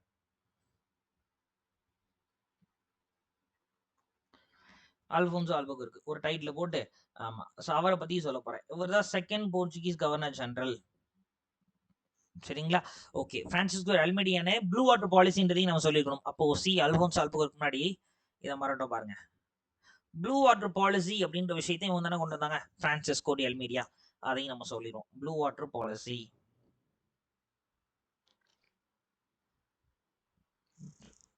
கொண்டு வந்தாங்க இல்லையா? ஓகேங்க ரைட். ஸோ அடுத்து டி போட்டு நான் இந்த அல்போன்சோ அல்பகோர்க்க பத்தி பேச போறேன். அல்போன்சோ அல்பகோர்க் இவர் என்ன பண்றாரு அப்படின்னா இன் 1530 கோவாவை கேபிட்டலா அனௌன்ஸ் பண்றாரு. சார் நல்லா ஞாபகம் வச்சுக்கோங்க, அல்போன்சோ அல்பகோர்க் நிறைய விஷயங்கள் பேசலாம் நம்ம.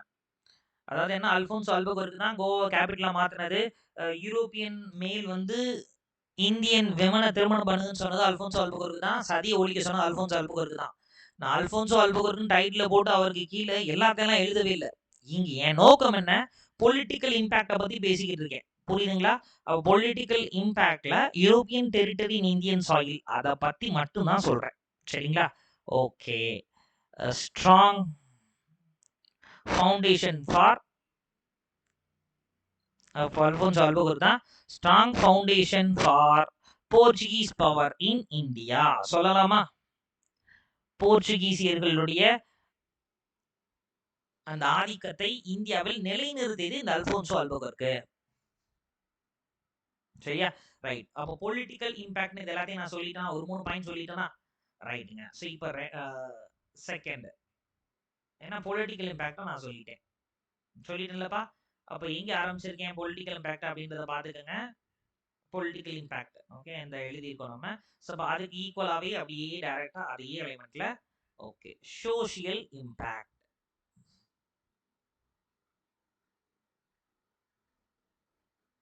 சோஷியல் இம்பாக்ட் சரிங்களா? இப்போ சோஷியல் இம்பாக்ட் 1 by 1 சொல்ல போறோம். சோஷியல நீங்க சொன்ன மாதிரி என்னென்ன சொல்லலாம்? யுரேஷியன். அப்போ புதுசா யுரேஷியன் ஒருத்தவங்க வந்திருக்காங்க. யுரேஷியன் அப்படின்னு புதுசா வந்துருச்சு. ஏன்னா திருமணம் செஞ்சு யுரேஷியன்ஸ் அப்படின்றத உருவாக்கிட்டாங்க. சொல்லலாமாப்பா சோஷியல் இம்பாக்ட்ல? ஓகே. அடுத்து புதுசா அவங்க சொசைட்டில என்ன வந்துருச்சு? New religion. புது ரிலீஜியன் அப்படின்றத கொண்டுட்டாங்க. சரிங்களா? எஸ். அப்போ கிறிஸ்டியானிட்டி அப்படின்றத புதுசா அவங்க கொண்டு வந்துட்டாங்க சோஷியல் இம்பாக்ட்ல. சரி right. New architecture. Portuguese gothic architecture அப்படின்னு சொல்லுவோம். இந்த போர்ச்சுகீசியன் ஆர்கிடெக்சர் இவங்க இன்ட்ரோடியூஸ் பண்ணி இவங்க போர்ச்சுகீசியன் ஆர்கிடெக்சர் சர்ச்சஸ் நிறைய கட்டுறாங்க சார். சரிங்களா? சர்ச்சஸ் அப்படின்றத நிறைய கட்ட ஆரம்பிக்கிறாங்க. அதையும் நம்ம சொல்றோம். நியூ ஆர்கிடெக்சர் இன்ட்ரோடியூஸ் பண்ணாங்க, சர்ச்சஸ் கட்டுறாங்க. Safe for example Santhome church. டேட்டோட கொடுக்கலாம் இல்லையா? அப்போ சாந்தோம் சர்ச் இன் சென்னை இது கூட இவங்க ஆர்கிடெக்சர்ல வந்தது தான். சரிங்களா? சோஷியல் இம்பாக்ட் அப்படின்னு சொல்றேன். 4வது விஷயம் சோஷியல் ரிஃபார்ம்ஸ். சொசைட்டில இவங்க சோஷியல் ரிஃபார்ம்ஸ் நிறைய கொண்டு வராங்க. சரிங்களா?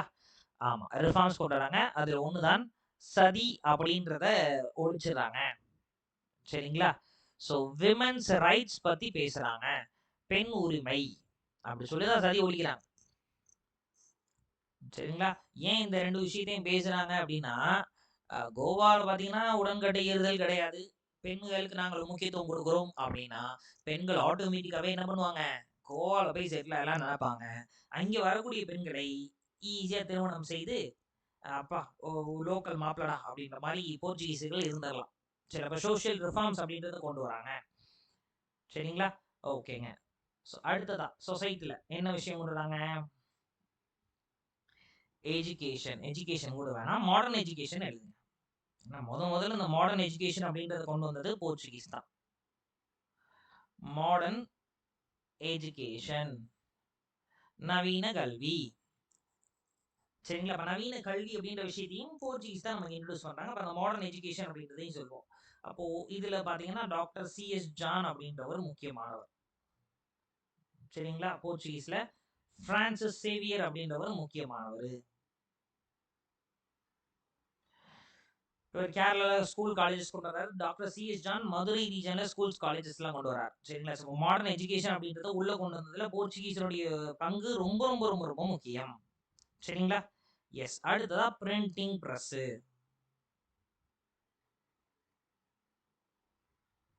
Printing press.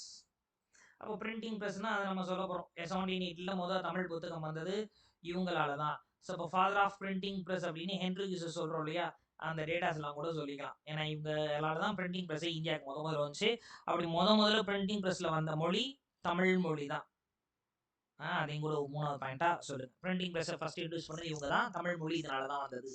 ஐ மீன் இந்திய மொழிகளிலே முதல்ல வந்தது தமிழ் தான் அப்படின்றதையும் இவங்க சொல்லிடலாம். சரிங்களா? சரி, 7வது பாயிண்ட் எஜுகேஷன் சொல்லியாச்சு, பிரிண்டிங் பிரஸ் அப்படின்றதையும் சொல்லியாச்சு. சொசைட்டில வேற என்ன கொண்டு வந்தாங்க? சொசைட்டில இம்பாக்ட் கொண்டு வர மாதிரி புது ரேஸ் வந்துட்டாங்க. இப்ப சொசைட்டில என்ன ஆயிடுச்சு? டிஸ்கிரிமினேஷன் அப்படின்றதும் புதுசா வர ஆரம்பிக்குது. சோஷியல் டிஸ்கிரிமினேஷன் நல்லா பாருங்க. சோஷியல் டிஸ்கிரிமினேஷன் மட்டும் காஸ்ட் எழுதிடக்கூடாது. ஏன்னா வெளிநகரம் தான் காஸ்ட் உடைச்சான். ஸோ இப்போ என்ன ஆச்சு?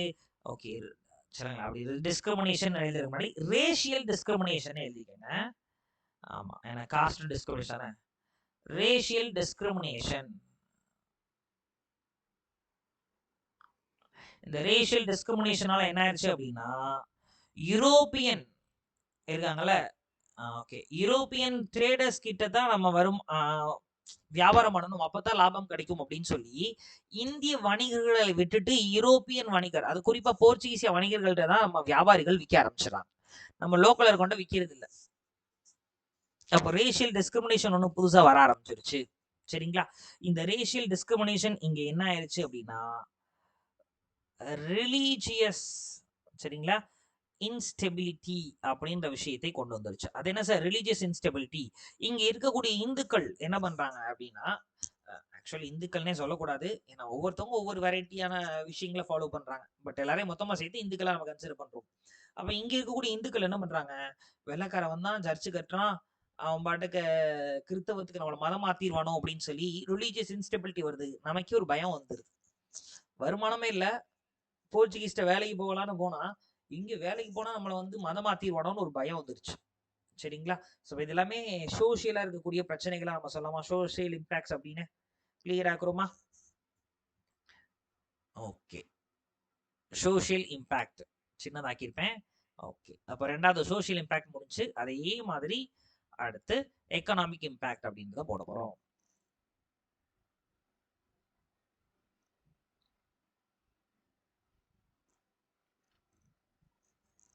Economic impacts.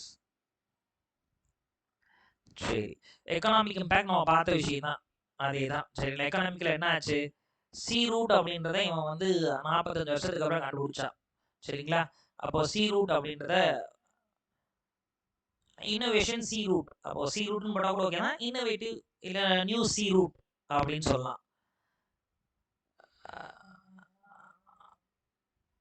Increase in trades.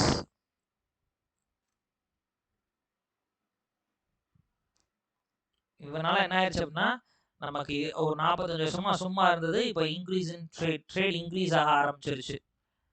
சரிங்களா? அப்படின்றதை நம்ம பாயிண்டா போட்டு சொல்லிடலாம். ட்ரேட் வந்து ரொம்பவே இன்க்ரீஸ் ஆயிடுச்சு அப்படின்னு. அடுத்து வேர்ல்டு வைடு இந்தியன் ப்ராடக்ட்ஸ். இந்திய பொருட்கள் உலகளாவியல போயிருச்சு, கொண்டு போய் விற்கிறான். அப்போ வேர்ல்டு வைடு இந்தியன் ப்ராடக்ட்ஸுக்கு மார்க்கெட்டிங் பண்ணதே யாரு தான்? இதுக்கு மார்க்கெட்டிங் போர்ச்சுகீஸ் தான் அதுக்கு மார்க்கெட்டிங் பண்ணி கொண்டு போய் சேர்க்கிறான் வேர்ல்டு வைடா நம்ம இந்தியன் ப்ராடக்ட்ஸ் எல்லாத்தையுமே.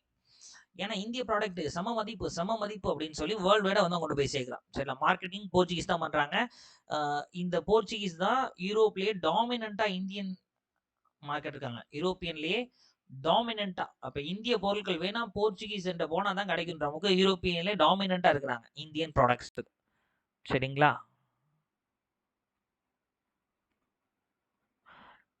இந்தியன் ப்ராடக்ட்ஸ்க்கு டாமினண்டா இருக்கிறாங்க. World wide Indian products. சரி, வேற ஏதாவது இருக்கா சார் எக்கனாமிக்கலா? ஆமாங்க. New crops, introduction of new crops. அப்போ இவன் தான் என்ன பண்றான்னா டொபாக்கோ அப்படின்றத இன்ட்ரோடியூஸ் பண்றான். சரிங்களா? புது கிராப் அப்படின்னு. அப்போ இந்த டொபாக்கோ அப்படின்றது கேஷ் கிராப். இந்திய மார்க்கெட்ல முதல்ல டொபாக்கோ அப்படின்றத இன்ட்ரோடியூஸ் பண்ண வைக்கிறான். சரிங்களா? இன்ட்ரோடியூஸ் பண்ணியாச்சு, புதுசா வந்துருச்சு. சரி சார். ஸோ 5வது விஷயம். ஓகே, இது போதும்னு நினைக்கிறேன். அடுத்த இதுல சொல்லுவோம். Other impact. அப்ப எக்கனாமிக்ல அதெல்லாம் சொல்லிட்டு அதர் இம்பாக்ட்.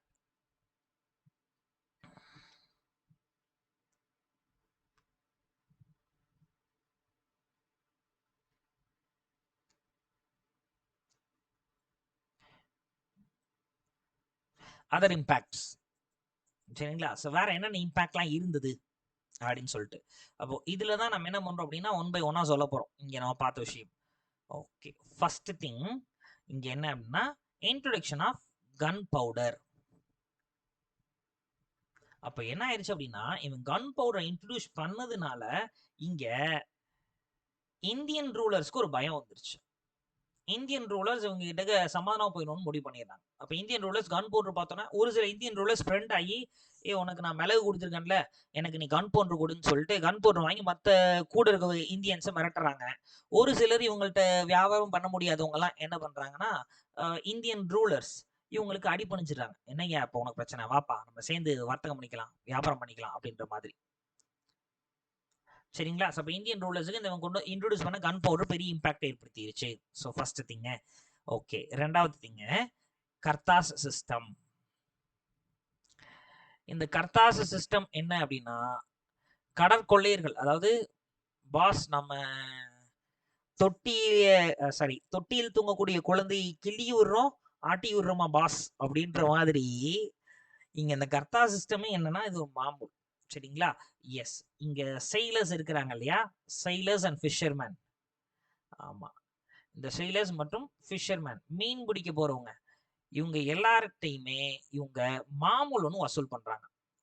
என்ன சார் அப்படின்னா சீஃபேரர்ஸ், இந்த கடற்கொள்ளையர்கள் இருக்கிறாங்க இல்லையா, கடற்கொள்ளையர்கள் அப்படின்னு சொல்றோம். யாரு சார் இந்த கடற்கொள்ளையர்கள்? எல்லாமே கரீபியன் தீவில் இருக்கக்கூடியவங்க அப்படின்ற மாதிரி. இந்த குறிப்பா சொமாலியா நாட்டு கடற்கொள்ளையர்கள்லாம் நம்ம படிச்சிருப்போம். யார் இவங்கெல்லாம்? இவங்களுக்குலாம் எதுவுமே கிடையாது, வருமானம் எதுவுமே கிடையாது.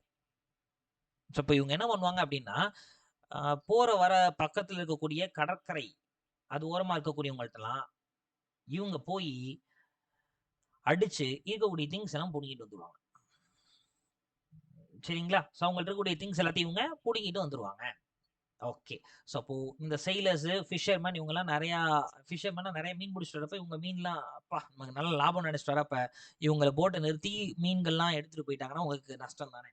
அதனால என்ன பண்றாங்க அப்படின்னா இந்த சீஃபேரர்ஸ் இருந்து காப்பாற்றுவதற்காக டு ப்ரொடெக்ட் தெம், இவங்களை ப்ரொடெக்ட் பண்றதுக்கு என்ன பண்ணிருச்சு போர்ச்சுகீஸ் கர்த்தா சிஸ்டம் அப்படின்னு சொல்றாங்க. ஒரு மாமூல் வாங்கிறாங்க. யார் யாரெல்லாம் அதை கட்டிட்டானோ அவன்கிட்டலாம் அந்த கடற்கொள்ளையர்கள் போய் பிரச்சனை பண்ண மாட்டாங்க. சரிங்களா? போய் பெருசா பிரச்சனை பண்ண மாட்டாங்க. அப்போ அதனால ஒரு புது சிஸ்டத்தை கொண்டு வந்துட்டாங்க. சரிங்களா? எஸ். ஸோ அடுத்ததாக வேற என்ன சார் சொல்றோம் அப்படின்னா கர்த்தாஸ் அதர் இம்பாக்ட்ஸ்ல 3வது impact promotion of Christianity. Promotion சொல்லக்கூடாது,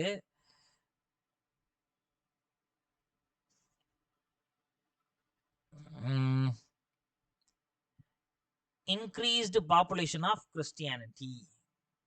சரிங்களா? இந்த போர்ச்சுகீஸ் வந்ததுக்கு அப்புறம் நல்லா பாருங்க, நான் உங்கள்ட்ட ஆரம்பத்திலேயே சொல்லியிருப்பேன், பிரிட்டிஷ்காரன் வந்தானா அவன் நோக்கம் நம்மளை திருத்தணும், கிறிஸ்தவத்துக்கு மாத்தணும் அப்படின்றது கிடையாது. இன்கேஸ் பிரிட்டிஷ் அதுதான் இப்ப போர்ச்சுகீஸ் இருந்தாங்க இல்லையா, அந்த போர்ச்சுகீஸ் மாதிரி பிரிட்டிஷுமே நம்மளெல்லாம் கன்வெர்ட் பண்ணணுன்ற பிளான்ல வந்திருந்தான்னா அவன் அப்பவே ஈஸியா கன்வெர்ட் பண்ணிட்டு இருப்பான். இப்ப இருக்க மாதிரி அன்பு அமைதி ஆண்டவர் நேசிக்கிறார், நீ தேடும் நிம்மதி இயேசு தருகிறார் இப்படிலாம் சொல்லி கிறிஸ்டியானிட்டிக்கு கன்வெர்ட் பண்ண அவசியம் கிடையாது. ஆனா பிரிட்டிஷோட நோக்கம் என்ன, நான் சம்பாதிக்கணும், செட்டில் ஆகணும். இந்தியால நிறைய வளங்கள் இருக்கு. இதெல்லாம் திருடி ஆட்டை போட்டு ஏதாவது எடுத்தாவது நான் வந்து சம்பாதிக்கணும்ன்றான். அதனாலதான் அந்த பிரிட்டிஷ் என்ன பண்ணிட்டான் அப்படின்னா, பெருசா எதையுமே கன்சிடர் பண்ணல. எல்லாரையும் கன்வெர்ட்லாம் பண்ணவே இல்ல. அவன் விட்டுட்டு போயிட்டான் அவன் பாட்டுக்கு. நமக்கு தேவை சம்பாதிக்கணும், சம்பாதிச்சுட்டு போகணும். ஆனா அந்த போர்ச்சுகீஸ் என்ன பண்ணிட்டான், எனக்கு கிறிஸ்தவத்தை பரப்புவதும் என்னுடைய வேலை அப்படின்னு. அதனாலதான் இந்த போர்ச்சுகீஸ் மிஷனரிகளை நிறைய இறக்குது. சரிங்களா? ஸோ மிஷனரிஸ் நிறைய வராங்க. இந்த மிஷனரிஸ்க்கு போர்ச்சுகீஸ் ஃபண்ட் பண்ணுது. வாங்க கிறிஸ்டியானிட்டி வந்து பரப்புங்க அப்படின்னு. இந்த போர்ச்சுகீஸ்லாம் பார்த்தீங்கன்னா ஆர்த்தோடாக்ஸா இருக்கக்கூடியவங்க கிறிஸ்டியானிட்டியில. ஆனா பிரிட்டிஷ் அப்படி கிடையாது. பிரிட்டிஷுக்கு கிறிஸ்டியானிட்டியை ஃபாலோ பண்றான். எனக்கு சாமி முக்கியம், ஆனா வருமானம் முக்கியம். ஆனா போர்ச்சுகீஸ் எனக்கு வருமானத்தை விட என் சாமி முக்கியம்னு இருக்கிறவங்க. இவங்க அந்த காலத்து பக்தர்கள் மாதிரி. சரிங்களா? ரைட். ஸோ இந்த மிஷனரிஸ் நிறைய கொண்டு வராங்க. இந்த மிஷனரிகள்ல தான் ஒருவர் அந்த பிரான்சிஸ் சேவியர். அங்க நான் பிரான்சிஸ் சேவியரை காலேஜ் ஓபன் பண்ணதுக்காக பேசியிருக்கேன். இங்க இந்த பிரான்சிஸ் சேவியரை நான் ஒரு மிஷனரியாவே, ஏன்னா உண்மையிலுமே மிஷனரி தான். அப்ப கிறிஸ்டியானிட்டி இந்தியாவில் வளர்றதுக்கு பாத்தீங்க அப்படின்னா அவங்க என்ன பண்ணிட்டாங்கன்னா 2 மெத்தடை ஃபாலோ பண்றாங்க. ஒன்னு எஜுகேஷன், இன்னொன்னு ஹெல்த். அப்ப மக்களுக்கு கல்வின்றதே மறுக்கப்படுகிறது, சுகாதாரம்ன்றது மறுக்கப்படுகிறது. உங்கெல்லாம் தொட்டு ஒருத்தர் வந்து வைத்தியெல்லாம் பார்க்க மாட்டார். ஏன்னா நீ வேற ஜாதிக்கார, கீழ் ஜாதிக்கார, தீட்டு, சூத்திரன் அப்படிலாம் இருந்தது. கிறிஸ்டியானிட்டி என்ன பண்ணுச்சு, அன்பு, அமைதி. உனக்கு கல்வி உரிமை இருக்கு, மனுஷனா மனுஷனா மதிக்கணும், நீயும் நானும் ஒண்ணு, நாம 2 பேருமே ஆண்டவரின் பிள்ளைகள். புடிச்சிட்டான் அவன். ஆனா நாம என்ன சொல்லிட்டு இருந்தோம், டேய் நீ வந்து அந்த ஜாதி பிரம்மன் கால்ல இருந்து பிறந்தவன், நீ கால்ல இருந்து தூசில இருந்து பிறந்தவன், நீ எல்லாம் இந்த கோயிலுக்குள்ள வரவே கூடாது. என்ன நானு அப்படின்னு ஒருத்தன் கேட்டானா, தம்பி அவனாவது கோயிலுக்குள்ளதான் வரக்கூடாது, நீ கோயில் இருக்க தெருக்குள்ளே வரக்கூடாது அப்படின்றான். புரிஞ்சிருச்சா? ஐ திங்க் ரெக்கார்டிங்ல வர இருக்கேன். I hope you can understand. தெரிஞ்சிருக்கும். ஸோ இப்படித்தான் அவளை பிரிச்சு வச்சிருந்தாங்க. ஆனா கிறிஸ்டியானிட்டி அவன் வந்து என்ன சொல்லிட்டான், தம்பி நீ ஏன்ப்பா வெளியே நிக்கிற, சர்ச்சுக்குள்ள வா. இல்லைங்க நாங்க அந்த ஜாதிக்காரன். அட என்னப்பா ஜாதி ஈதிலா, ஆண்டவர் முன்னாடி எல்லாரும் ஒண்ணுதான், நீ நானும் ஆண்டவரின் பிள்ளைகள். முடிச்சிட்டான். இது நானும் நீங்களும் ஒன்னா. ஐயா அவங்க தெருவுக்குள்ளே வர விட மாட்டாங்கய்யா, நீங்க என்ன சர்ச்சுக்குள்ளே வர்றீங்க, ஓகே மாறிடுவோம், நல்ல மதமா இருக்கேன்னு. ஸோ அதுக்காக இது மட்டும் காரணம் கிடையாது. ஸோ இதுவும் ஒரு காரணம். ஒரு சிலர் மேல்தட்டு மக்கள் என்ன பண்றாங்க அப்படின்னா, இந்த வணிகர்கள் சொல்றோம் இல்லையா, வைசியர்கள்னு சொல்றோம். இந்த வைசியர்கள் எல்லாருமே பாத்தீங்கன்னா வியாபாரம் நல்லா செய்யறவங்க, உங்களுக்கு கல்வி உரிமையே கிடையாது. அப்போ இந்த மாதிரி இருக்கக்கூடியவங்களுக்குலாம் கிறிஸ்டியானிட்டி சார்ந்த ஃபாதர்ஸ் சிஸ்டர்ஸ் எல்லாம் போய் கல்வியை கொண்டு போய் கொடுக்குறாங்க. அப்போ நல்லா படிச்சோன்னா அவனுக்கு ஞான உதயம் வந்த மாதிரி வந்தது. நம்மளை படிக்க வச்சிருக்காங்கப்பா. இந்த கிறிஸ்தவ மதம் அன்பு அமைதி பேசுது, கிறிஸ்டியானிட்டிக்கு மாறிடும் அப்படின்னு சொல்லிட்டு மாறுறாங்க. ஸோ இப்படித்தான் நிறைய மாறுறாங்க. இந்த போர்ச்சுகீஸ் பீரியட்ல தான் எக்கச்சக்கமா கிறிஸ்தவம் அப்படின்றது பரப்பப்படுகிறது. கிறிஸ்டியானிட்டிக்கு இந்த பீரியட்ல மாறினவங்க தான் அதிகம். சரிங்களா? ஸோ இதனாலதான் பாத்தீங்கன்னா குறிப்பா நம்ம சவுத் கோஸ்டல் தமிழ்நாடு, சரிங்களா, அண்ட் கேரளா. இந்த south coastal Tamil Nadu and Kerala, அதுக்கப்புறம் கோவா, இந்த பிளேசஸ் எல்லாத்துலயுமே கிறிஸ்டியானிட்டி பாப்புலரா இருக்கும். குறிப்பா இன்னைக்கு 2024 இருக்குள்ள சொல்லுங்களா, இன்னைக்கு இந்த 2024 டேட்டா எடுத்துக்கிட்டீங்கன்னா தமிழ்நாட்டிலே அதிக கிறிஸ்தவத்தை பின்பற்றக்கூடிய மாவட்டம் எது? கன்னியாகுமரி, அதுக்கு அடுத்து திருநெல்வேலி, அடுத்து தூத்துக்குடி. இந்த 3 தான் ஃபுல்லாவே சவுத் கோஸ்டல் இருக்கக்கூடிய டிஸ்ட்ரிக்ட்.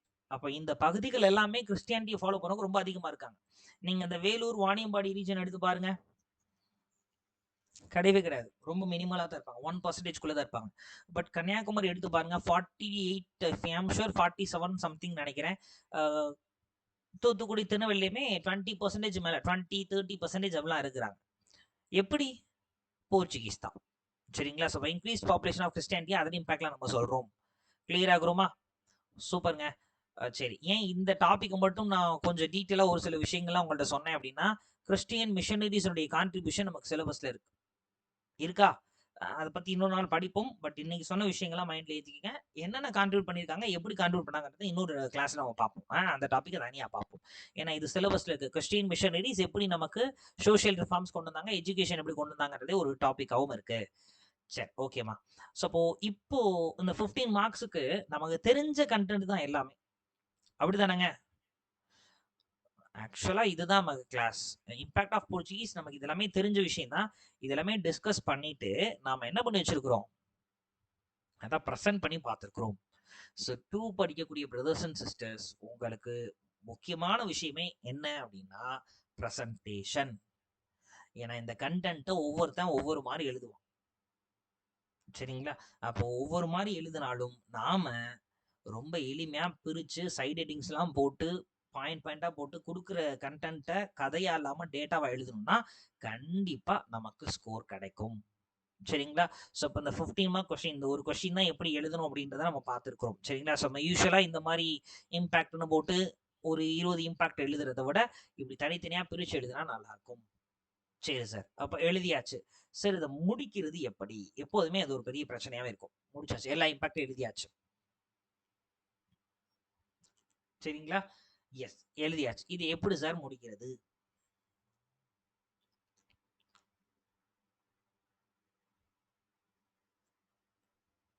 எப்படி முடிக்கிறது? எப்போதுமே ஒரே வே ஃபார்வர்ட். இந்த வே ஃபார்வர்ட் அப்படின்றது எதுக்கு பொருத்தமாக இருக்கும் அப்படின்னா, இது ஹிஸ்ட்ரிக்கெலாம் வே ஃபார்வர்ட் போடணும்னு அவசியம் கிடையாது. ஹிஸ்ட்ரிக்கு வந்து கரண்ட் அஃபேர்ஸ் டேட்டா பேஸ் பண்ணி ஏதாவது சொன்னால் போதும், இல்லை ஏதாவது ஜிகே கண்டென்ட் சொன்னால் போதும், ஸ்டாட்டிக்கான ஜிகே. பட் வே ஃபார்வர்ட் எழுதலாமா சார்? தாராளமாக எழுதலாம். எல்லாத்துக்குமே எழுதுறதோட சோஷியல் இஷ்யூஸ்க்கு கண்டிப்பாக எழுதணும். சரிங்களா? சோஷியல் இஷ்யூஸ் அப்படின்றதுக்கு கண்டிப்பாக முடிக்கிறப்ப வே ஃபார்வர்டோட தான் முடிக்கணும். இந்த கொஸ்டினுக்கு வே ஃபார்வர்டே இல்லாமலும் முடிக்கலாம், கன்க்ளூஷன் வச்சு முடிக்கலாம். பட் இருந்தால் நம்ம வே ஃபார்வர்டு எடுத்துக்குவோம். சரிங்களா? ஓகே, வே ஃபார்வர்டில் என்ன சார் சொல்கிறது பாருங்கள். சைட் ஹெட்டிங் கொடுத்தேன்ல, அதே ஃபார்மேட்டில் தான் எழுதிருக்கேன், அதே ஸ்ட்ரைட் லைன் தான். இந்த அலைன்மெண்ட்டுன்னு சொல்லுவாங்க இல்லையா, இங்கே அந்த அலைன்மெண்ட்டை மட்டும் மாற்றிடவே கூடாது. சரிங்களா? ஓகே, அந்த ஸ்ட்ரைட் லைன் அப்படியே மெயின்டைன் பண்ணணும். ஓகே, அப்போ வே ஃபார்வர்ட் என்ன சார் வே ஃபார்வர்டில் சொல்லலாம் இந்த இடத்துல நம்ம? ரொம்ப ஜூம் பண்ணிட்டேன். ஓகே, இதில் பாசிட்டிவ் இம்பேக்ட்ஸ் இருக்குதா? Though there are some negative impact. ஒரு சிலவை நெகட்டிவான இம்பேக்டாக இருந்தாலும் நமக்கு இந்த growth அப்படின்றத போர்ச்சுகீஸ் கொடுத்துருக்கு. பாருங்க, பாசிட்டிவ், நான் நெகட்டிவா இருக்குன்றதையும் சொல்லிட்டேன், இருந்தாலும் growth இருக்குது அப்படின்னு சொல்றேன். சரிங்களா? சொல்லிட்டு அதுக்கு அடுத்து என்ன அப்படின்னா, ஆஃப்டர் போர்ச்சுகீஸ் இல்லைன்னா இந்த Portuguese paved the way for other Europeans. இந்த போர்ச்சுகீஸ் தான் மற்ற யூரோப்பியன்ஸுக்கு ஒரு வழி போட்டு கொடுத்துருக்குறாங்க. சரிங்களா? ஓகே, முடிக்கிறப்ப பாருங்க எப்படி முடிக்க போறேன் அப்படின்னு. த யூரோப்பியன்ஸ் சொன்னா though there are some development, though there are some developments in Indian market and Indian society. Though there are some development in Indian market and Indian society. அப்போ இந்திய சந்தை உலகளாவியா போச்சு. சரிங்களா?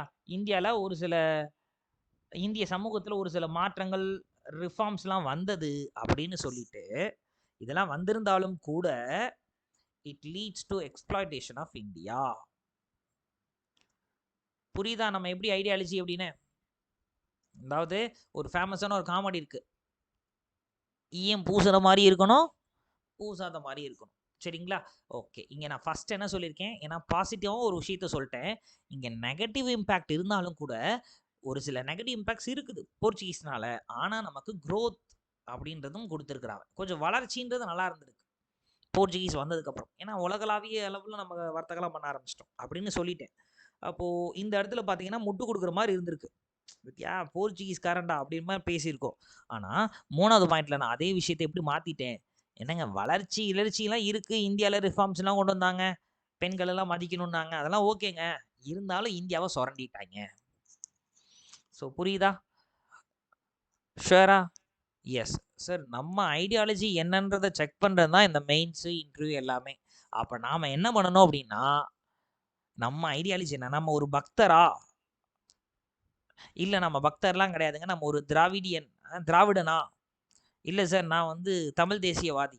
இந்த எதாக இருந்தாலும் வச்சுக்கோங்க, உங்கள் ஐடியாலஜி உங்களோட வச்சுக்கோங்க. நீங்கள் ஜாதி பார்க்குறவங்களா இருங்க, மதம் பார்க்குறவங்களா இருங்க, உங்கள் ஐடியாலஜினோ அது உங்களோட இருக்கட்டும்.